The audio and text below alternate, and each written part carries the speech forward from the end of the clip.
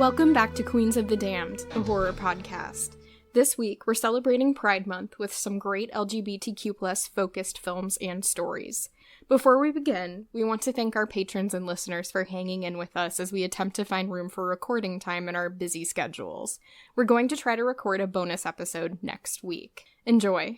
I chose the French-Belgian body horror film from 2017, Raw, directed by Julia Ducournau.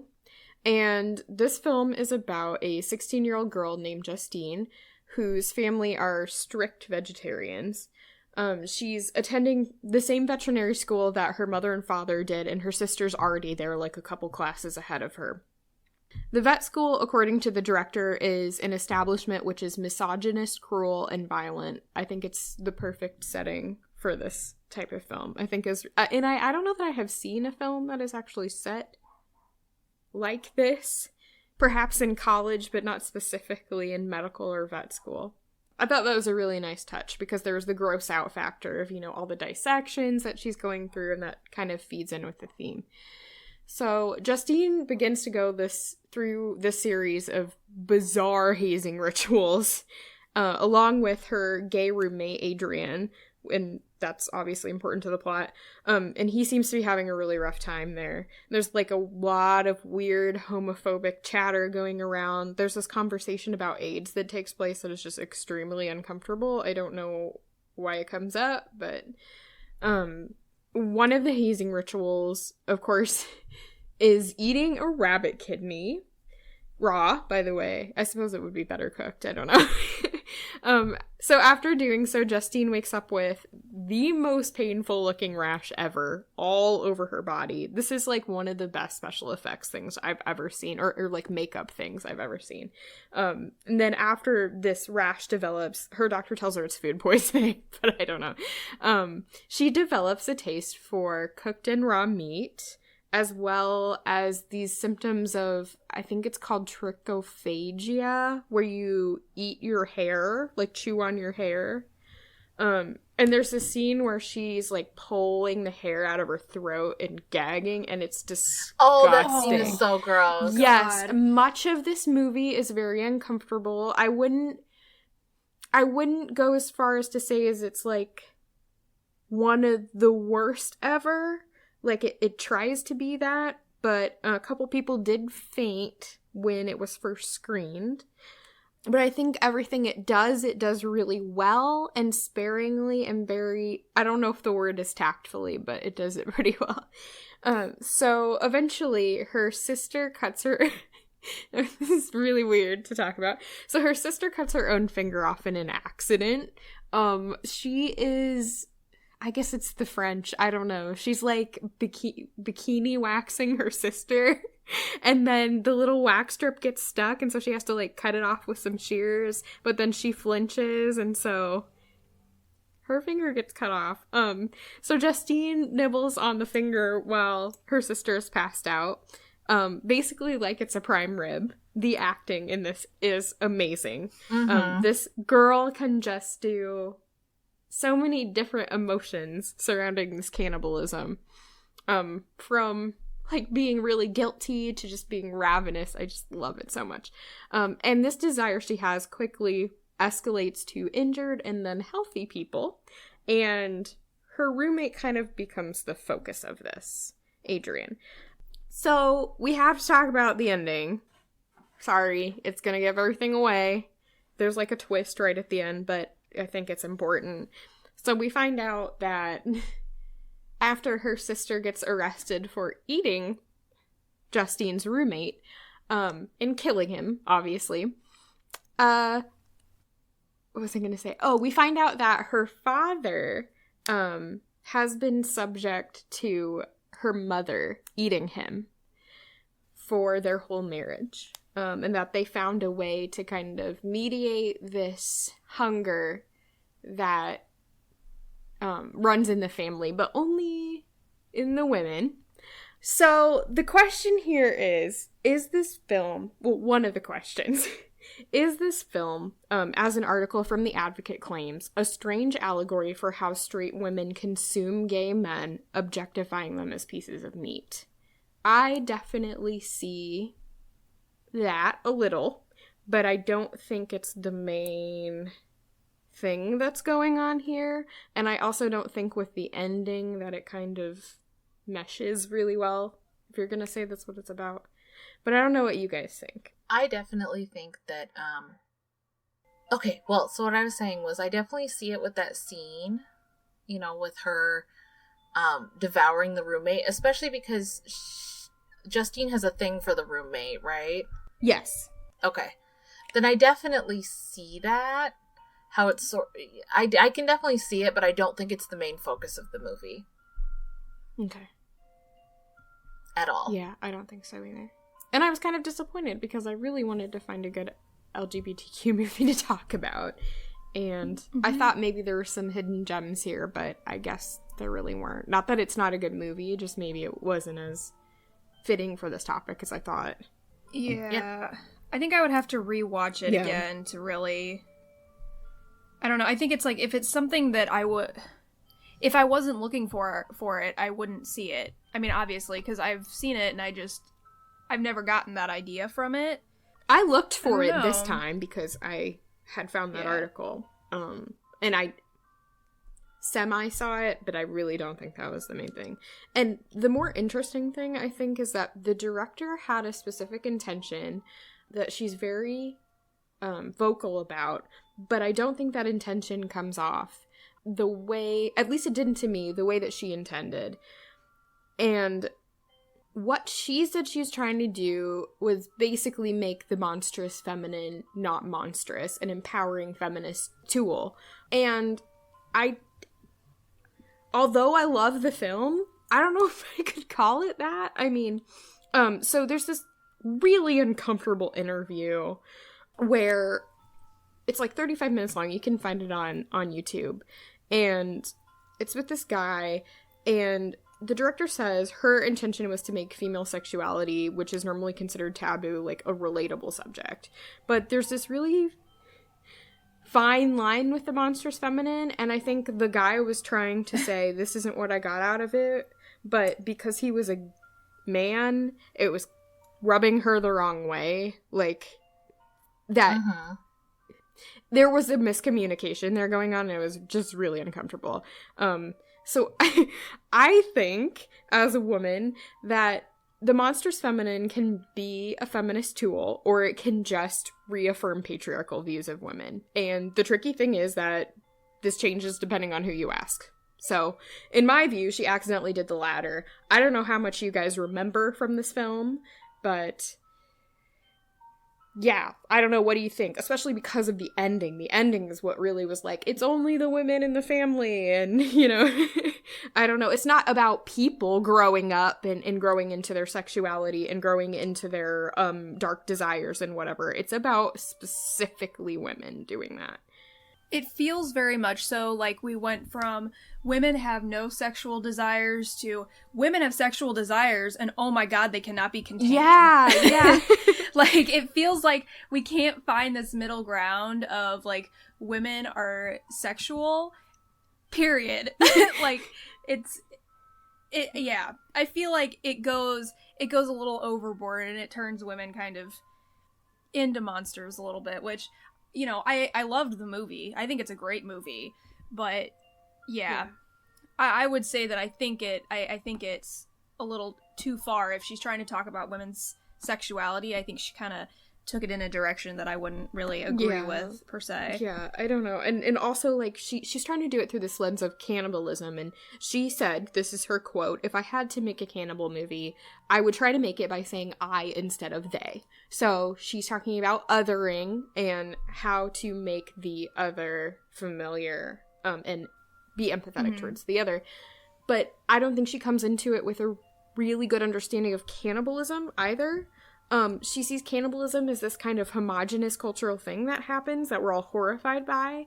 But, I mean, and not that I'm an expert on this, but there are different types of cannibalism. They happen for different reasons. There's pathological cannibalism, like Jeffrey Dahmer. There's survival cannibalism, like the Donner Party. There's also mourning cannibalism. I don't know what the actual name for it is, but it's like when people consume parts of the body after someone is dead to like consume their essence or something. So it's just very, like, I don't know. I felt like she didn't really... If it was about cannibalism and that was the first point she was approaching it from, I was kind of like, she missed the mark on that too.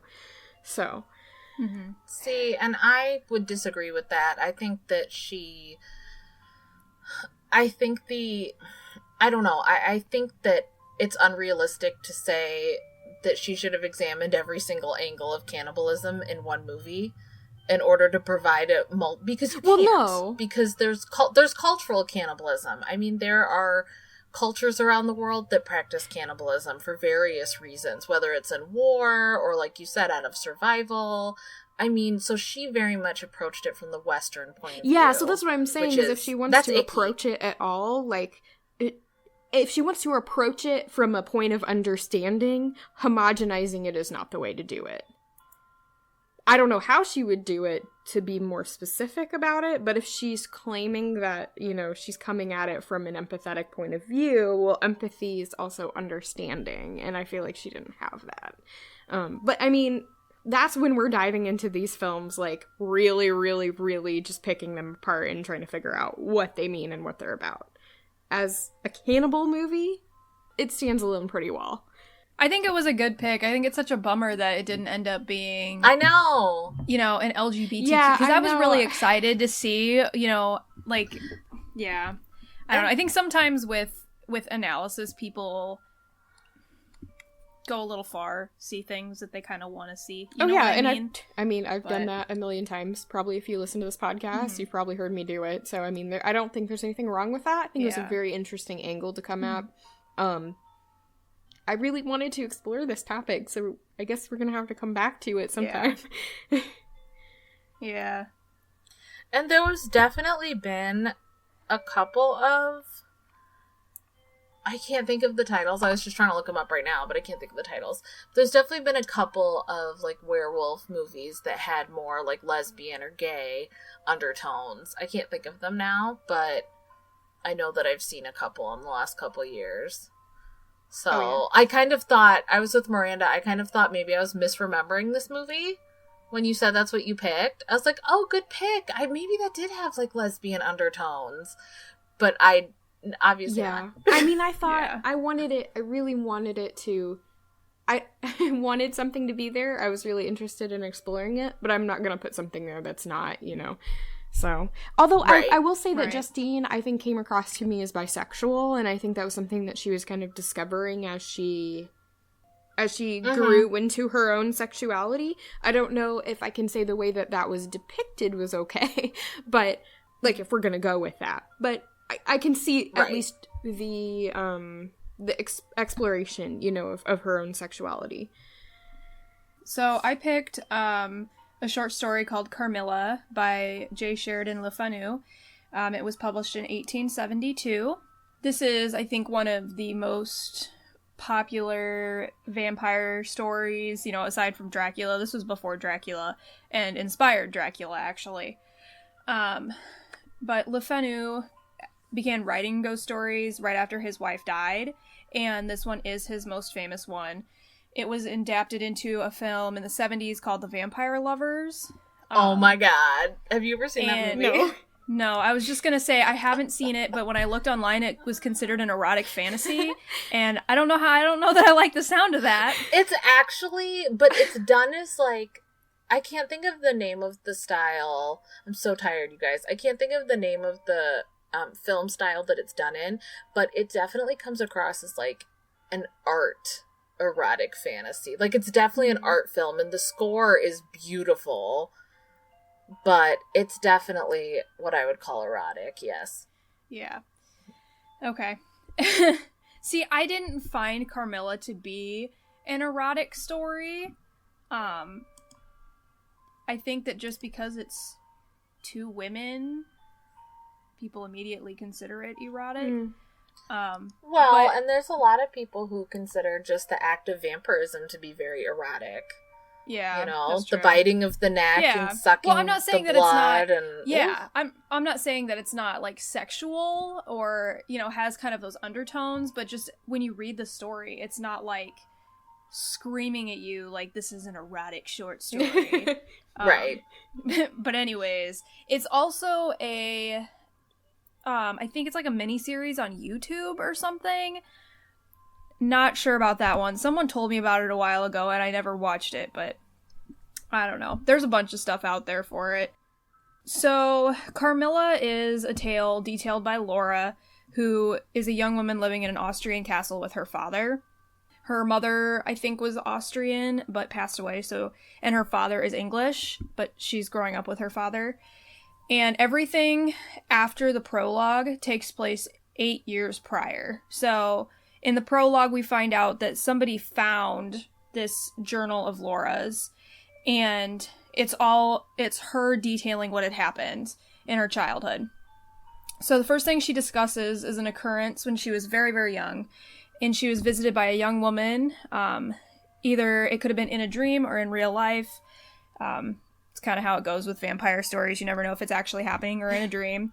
But the young woman scared Laura. At first, she was very comfortable with her, but then she scared her, and she screamed, and the woman hid under the bed and was never seen again. And this kind of stuck with her stuck with her as she grew up. So years later, Laura and her father see a carriage fall to the ground right in front of them after they hit a branch in the road, and a young woman and her mother were inside the carriage. So the mother says that her daughter is fragile, can't be disturbed, and they end up taking this young woman home with them until her mother can return for her. And this is Carmilla. And Carmilla's appearance is very striking to Laura because it is the same woman that she saw when she was just a child that appeared in her room. So they eventually become very close. Laura constantly talks about how frail Carmilla is and comments on how loving and kind she is, until one day we see her pretty violently react to a funeral procession and the hymns at the funeral.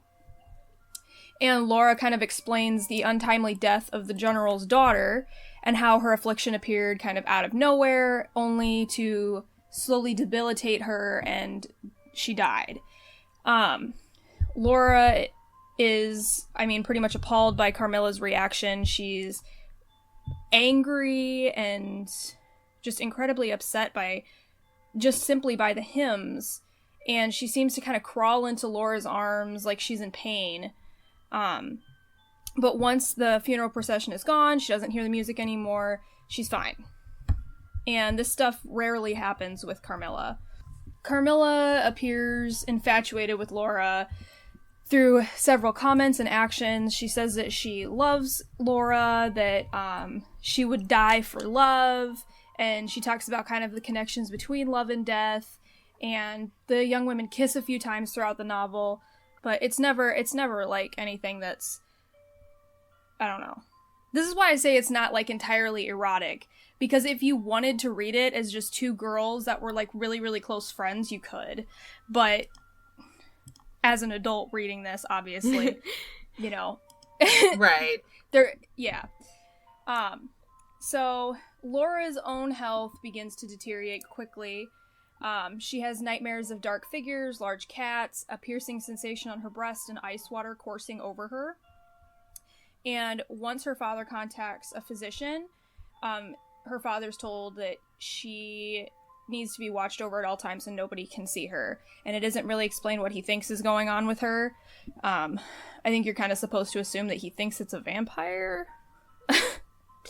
But they eventually take a trip to the Karnstein Castle and meet up with the general along the way. Didn't really catch why they were going to this castle.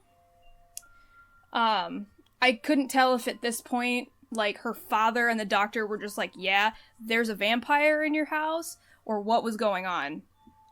But they're on their way to the Karnstein Castle, and the general whose daughter died meets up with them basically along the way, and they go there together, and states that his daughter was killed by a young woman by the name of Malarka, who stayed at his home when her mother requested his help. He relayed the information that Malarka was Malarka Karnstein, a vampire who once ravaged the village that Castle Karnstein stood in. she's supposed to be like super, super old, obviously, because she's a vampire. And his plan on going to the Karnstein Castle was to destroy her. And in his studies about vampires, he found out that vampires are often in love with their victims, and in many cases they will either instantly kill if that love isn't strong, but if it's a very profound love, the vampire will court their victim and reach a type of consent before slowly draining and killing their victim. Which, you know, you're supposed to believe is what was happening to Laura. So after their arrival to the castle, Carmilla enters, and when she sees the general, her face grows grotesque, and when he tries to kill her, she stops him by grabbing his arm, and she runs. So Laura's own story ends right there, because she doesn't get to be there for what happens next, and everything that follows she read from her father's journal. The team basically go back to Karnstein Castle and find Carmilla encased in her tomb surrounded by blood, which I thought this was really cool, because I feel like I haven't read this in other vampire literature, that like they open up her casket and she's just like laying there in a pool of blood. It's awesome. And I didn't remember reading that the first time through, so I was like, whoa. So, obviously, she should have been advanced in age, but she was youthful, and they stabbed her through the heart with a wooden stake, cut her head off, burned her body, scattered her ashes in the water. But then at the very end, Laura says that she swore she saw Carmilla's figure in her room one late night, so she could either just be haunted by her memories, or Carmilla didn't die. I don't know. But because this tale takes place in Austria, also known as Styria, that's what they call it in the short story, there's a sense of othering, like, right away. This is just like in Dracula's character's the other, he's from the outside. And it's just a really common theme throughout vampire literature, like I said. And Laura's mother was Austrian, but her father is English, so she's practically raised by an English family. And although English would be pretty much their common language, they either speak French or German there. And obviously, because Laura is considered English, she's raised by an English father, with, I want to say her stewardesses are also English or French, I can't remember. But Carmilla is very much so an other. So this idea of lesbianism being something that doesn't enter a civilized society, it couldn't get to Laura because Laura is English, but it got to the general's daughter because she is an other. She is Austrian. Mm-hmm. And Carmilla only kills women. She killed young women all across the country. It's considered an affliction, something that has to be cured. And I guess I personally think the story is exploitative of lesbian women.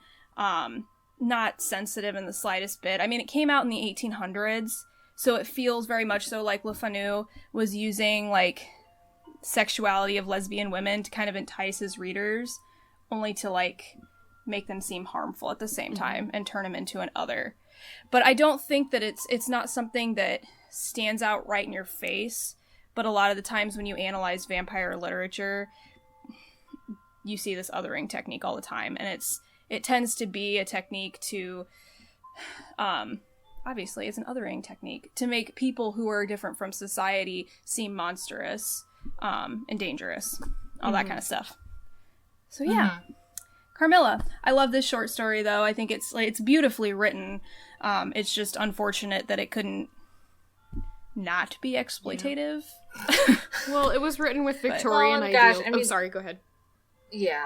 No, all I was gonna say is, you know, like you just said, I mean, you have to look at when it was written. Yeah, of course. Yeah. I remember reading some criticism that basically said that Le Fanu was just saying that if was it Laura, right? If Laura had known, which was cognizant of her sexuality, she would have been an other as well, would have been a monster, but because she remained the perfect Victorian woman, you know, completely ignorant. She was saved from that fate. Like, that's basically how people are reading it. I would agree with that. Well, and especially, like, with her as a young kid, you know, experiencing, I don't want to say, like, I guess, I don't even know how to say it, but her as a child, like, meeting Carmilla and her reacting so violently to it, I think that if she had, like, welcomed it, it would have been a completely different story altogether, you know, because then you would have seen her, you know, experiencing her sexuality for the first time or something like that. But yeah, instead you consistently see her being scared of Carmilla whenever she's talking about how much she loves her and everything like that. So I mean, if she had gotten to experience her sexuality in that story, she definitely would have become a monster. Like, she would have been monstrous, you know? Yeah. Oh, yeah, for sure. Oh, definitely, yeah. I love that story. I've only ever read a graphic novel version of it, though. And I can't remember a picture of her laying in the blood, but now I'm interested to go back and look and see if they actually illustrated that, because that would be so cool. Yeah, that's really awesome. I love that. So cool. That makes me kind of sad that does not seem to translate to a lot of other vampire stories. Yeah. Well, and after I read it, I was kind of like, I want to know more about this. Like, is she laying in blood to, like, preserve her youth? Right. Or, like, and where does she get the blood? Does she just, like, drain somebody and, like, dump it in her coffin before she goes to bed? Or, like, I have so many questions, but I'm so intrigued. It sounds a lot like Elizabeth Bathory if her targets were young women. And then, you know, like, Elizabeth Bathory would bathe in the blood, like you said, to preserve her youth. So I wonder if that was just kind of a nod. Because I believe that case would have been known then, since it was, like, in the 1500s? Or, don't quote me on that. I don't know. Anyways, a long time before Le Fanu, so maybe he was, like, thinking about her. Yeah, I really like that story, too. I wish they would make, like, a decent movie adaptation that wasn't just, like... I mean, I like the one from the 70s. I don't think it's a good adaptation of the story. And it's, like, I said, I mean, it's definitely an erotic movie. But I kind of wish that they would make, I don't know, a better one that's not quite as focused on the, like, ladies loving ladies. Yeah. You know, because that's not really the whole message of the story. Yeah, I agree. I mean, you read this and you see a lot of, like, comparisons with Dracula. Like I said earlier, it's, you know, Bram Stoker used this when he was inspired by it when he was writing Dracula. So you see a lot of really, really similar themes throughout the two, which I find very exciting because Dracula is one of my favorites. Yes. So I just love when you can see the inspiration move out. Yes. I don't know. Yeah. And it's so funny to see, like, what they picked and chose from, like, different stories, right? It's like what Bram Stoker read in this story and then translated into his story in his own way, and then what people have taken from his story and, like, putting their own spin on it. I think that's really cool. It is. Well, and especially here it shows the evolution of a myth, right? Like, that's so neat, right? From just orally told to written, and that's the neatest. Yeah. Yeah. Yep. History's cool. Pushes up glasses with one finger. Okay, well, I chose the gay horror movie, basically. Have you guys ever seen The It Crowd? No. Oh my god, there's an episode where they go to a musical called Gay, the Gay Musical. And, like, I cry laughing every time watching it. It's hysterical. But anyway, that's neither here nor there. So I chose Nightmare on Elm Street 2, Freddy's Revenge. So this is kind of one of the quintessential gay horror movies that was definitely coded gay when it came out. To us, it's very apparent that it's supposed to be a gay movie. But at the time, it was still pretty coded, I think, to a lot of mainstream audiences, though I think that a lot of gay audiences picked up on it right away. So this movie came out in 1985, and it was directed by Jack Shoulder and written by David Chaskin. So, 5 years after the first movie, a new family, the Walshes, have moved into Nancy's old house, and their son Jesse begins to have nightmares about being murdered by a school bus. So at school, Jesse meets up with his friend Lisa, who he has a quote-unquote crush on, though I feel like all of us call bullshit that he actually likes her. And he makes friends with a former bully named Grady. So after school, Lisa comes over to Jesse's house, and they find Nancy's old diary, which talks about her nightmares that Freddie caused. And while they're reading it, small fires begin springing up around the house, which culminate in the family bird spontaneously combusting. Yeah. Wait, what? And Jesse's... I don't remember that. Yes. And for some reason, Jesse's dad is like, Jesse, you started these fires. You blew up the birds.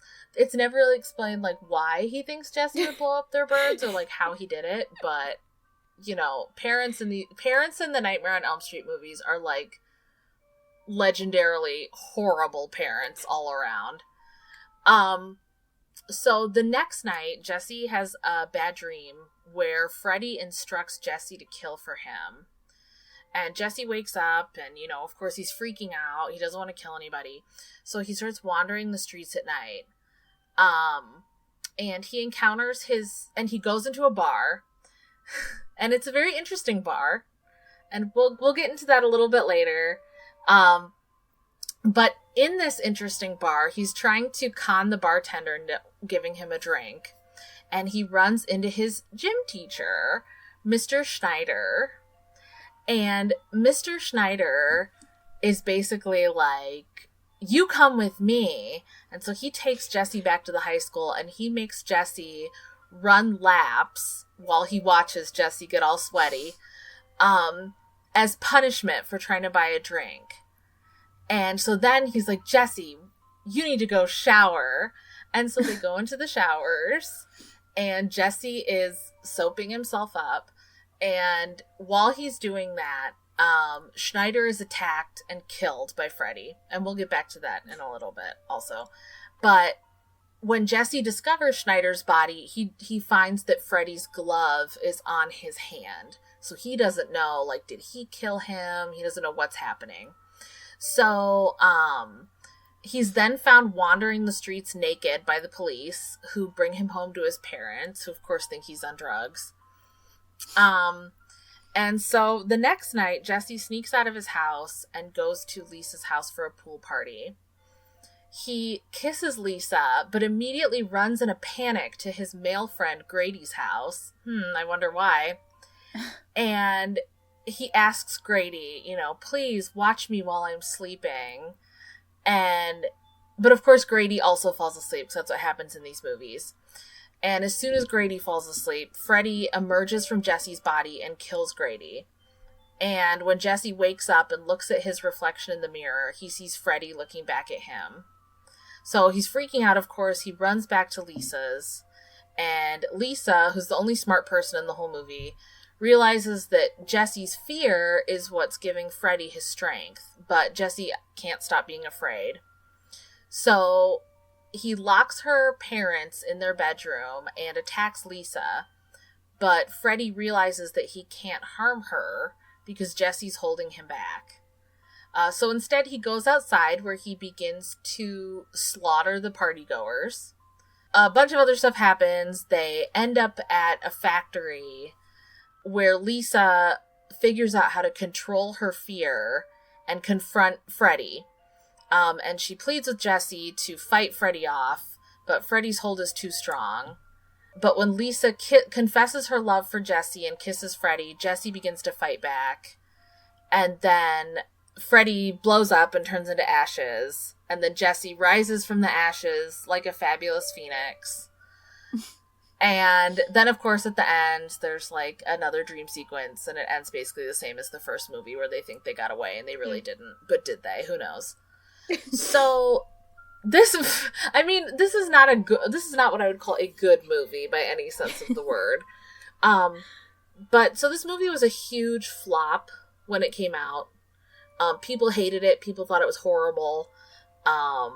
But now, obviously, it has attained a huge cult following, especially with gay audiences. The subtext is pretty heavy with this movie. I would say subtext definitely becomes context, foretext, whatever you call it, in the majority of the movie.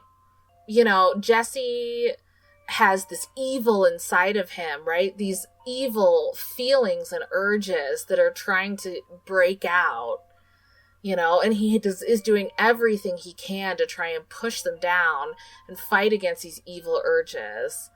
And you know, he tries to make out with his girlfriend, but he can't because his tongue turns into a monstrous object. And he freaks out and runs off and leaves her alone. And after he runs from his girlfriend, where does he go? He goes into the bedroom of his best friend Grady, to whom Jesse screams, "Something is trying to get inside my body." And his friend says, "Yeah, and she's female, and she's waiting for you in the cabana, and you want to sleep with me?" Which, of course he does, dude. Duh. That's why he's there. That's why he doesn't want to make out with Lisa. There's also this, like, wardrobe sequence where Jesse's, like, trying on all these different sunglasses and dancing and bumping dressers with his butt.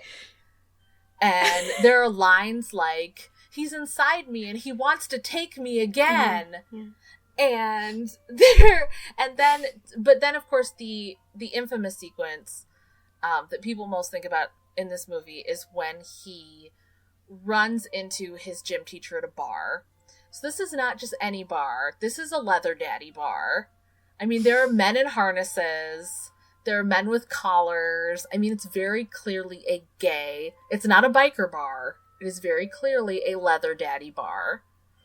And he runs into his sadistic gym teacher, who aren't the gym teachers in movies always gay and lesbian, mm-hmm. right? Mm-hmm. This is totally normal, totally heterosexual, just two dudes being real masculine together in a non-sexual way at a bar with a bunch of people wearing leather, totally fine. The teacher then brings Jesse back to run laps and shower, which is nothing like any gay movie I've ever seen or gay porn I've ever seen. That never happens. And then the coach is killed by being tied up naked by a mysterious force and then whipped with towels while Jesse watches. I mean, this is the most how people didn't get that. I mean, and I know that, like, it's a different time now, but, like, how people didn't get this when they saw it, I just don't understand. I really don't. I mean, it's so obvious. And there was actually going to be a little bit more gay content in the movie. There was one scene where Freddie caresses Jesse's lips with his knife blades. And in the original script, Robert Englund was going to actually put his finger into Jesse's mouth. Oh my God. And slowly pull it back out. But the actor playing Jesse was not only gay, but deeply in the closet at this time. And was not comfortable with doing that on film. Okay. Because everyone was like, you know, people are going to figure out you're gay. Like, your career's going to be over. So, for a long time, the writer of this movie absolutely denied that it was supposed to be gay. Absolutely denied it. Finally, in 2010, he did admit that it was a deliberate choice. He said, homophobia was skyrocketing, and I began to think about our core audience, adolescent boys, and how all of this stuff might be trickling down into their psyches at an age when raging hormones often produce dreams and urges that make them, if only unconsciously, begin to question their own sexuality. My thought was that tapping into that angst would give an extra edge to the horror. Which seems legit. I mean, I know there are quite a few, I think most straight men will deny that they've ever had a dream about having sex with another man, but I know that they have. Mm-hmm. I mean, that doesn't make you gay. That's just your brain, right? So I can definitely see why he chose to take this tactic with the movie. So in a February 2010 interview with Attitude magazine, which is a gay magazine for people who don't know, Robert Englund, who of course plays Freddie Krueger, said, the second Nightmare on Elm Street is obviously intended as a bisexual themed film. It was early 80s, pre-AIDS paranoia. Jesse's wrestling with whether to come out or not, and his own sexual desires were manifested by Freddie. His friend is the object of his affection. That's all there in the film. We did it subtly, but the casting of Mark Patton was intentional too, because Mark was gay and had done Come Back to the Five and Dime, Jimmy Dean, which in that movie he also plays a gay character. Now the actor, there's a really interesting article that I'm not going to quote a ton from, but we can post it on the blog, from BuzzFeed about this movie and about how the actor who plays Jesse basically left Hollywood after this movie because he felt like they knew he was in the closet. They knew he was wrestling with whether to come out, and they used that against him. Oh, that's sad. To almost force him to do this kind of movie. It's really, really, really good. We'll definitely link it. But in that article, he says, it just became undeniable. I mean, when you're looking at the dailies and I'm lying in bed and I'm a Pieta and the candles are dripping and they're bending like phalluses and white wax is dripping all over, it's like I'm the center of a, what do they call it? I don't know how to pronounce this word. I think it could, bukkake? Sorry, what? Did you say bukkake? Yes. Oh my god. Like I'm in a bukkake video. Which, if you guys don't know what that is, don't Google it. I don't want to explain it. I mean, I'll explain it. It's a video. Usually it's a woman, but it's usually like a group sex thing. Do we have to? And it's basically like... Well, people might not know. People might not know. It's okay. We're all adults here. For educational purposes. So, we're all adults here. So it's a video where usually it's a woman and it's like a group sex thing, and it's a bunch of men like coming all over her, like covering her head to toe in semen. Anyway, that's definitely what that scene looks like. So right on. But yeah, that's my pick, guys. This is like the gayest horror movie that's not necessarily a quote-unquote gay horror, because of course there are movies that horror movies that are made for like a gay audience, right? This is like the gayest horror movie that was released into the mainstream, I think, personally, of all time. Except maybe definitely this one.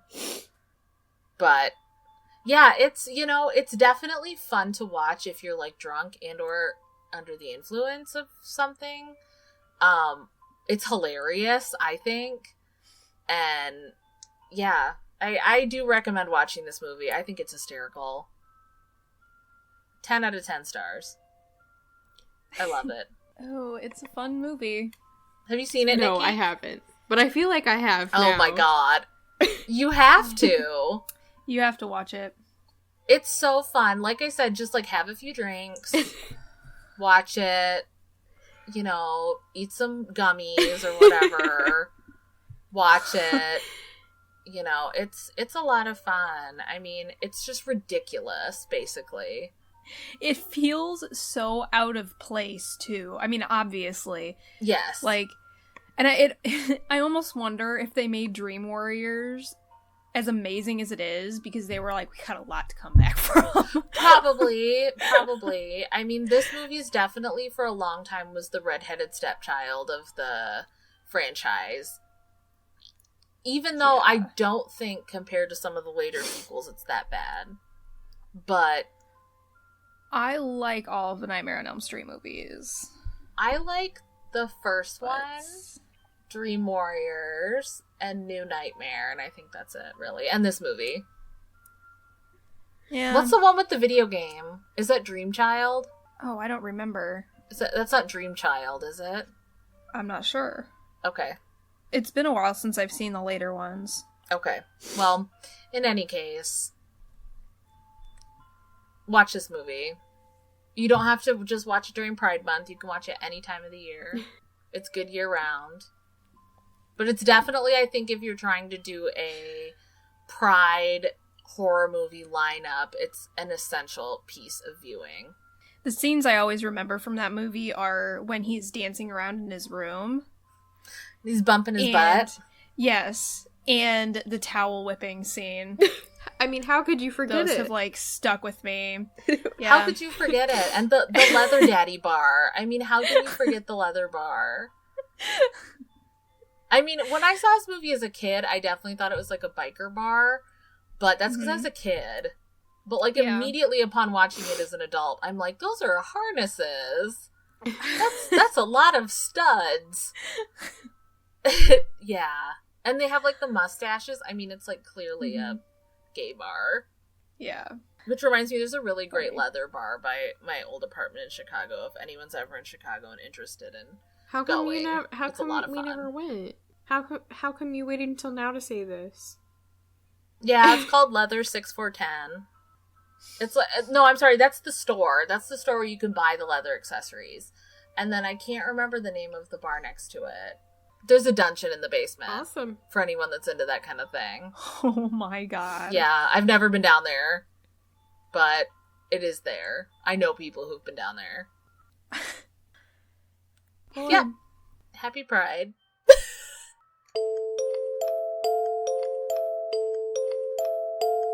Thank you so much for listening. Don't forget you can follow us on Twitter at QOTD Podcast, on Facebook at facebook.com/QOTD Podcast, Tumblr at queensofthedamnpodcast.tumblr.com, and YouTube at Queens of the Damn Podcast. Don't forget to rate, review, and subscribe on iTunes, Podbean, Stitcher, YouTube, Google Play, and TuneIn Radio. You can also follow us on our blog, queensofthedamnpodcast.wordpress.com, to find bonus content and extra information on our episodes. If you would like to donate to our show, you can find us at patreon.com/QOTD Podcast, where you can receive special perks as a listener for becoming a monthly patron. If you would like to make a one-time donation, you can send it to QOTDpodcast@gmail.com on PayPal. We'll see you next week.